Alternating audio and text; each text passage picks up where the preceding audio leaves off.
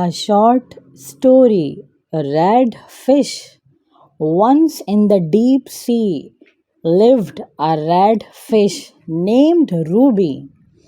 Ruby loved to explore. One day she saw a shiny light and followed it. She met a glowing jellyfish named Luna. Luna showed Ruby new places. Ruby also met a seashore named Sandy and a dolphin named Splash. They had fun together. When it got late, Ruby went home and told her family about her new friends. Ruby learned the sea was full of surprises and friends. I hope you will like my video. Please like and subscribe for more exciting stories.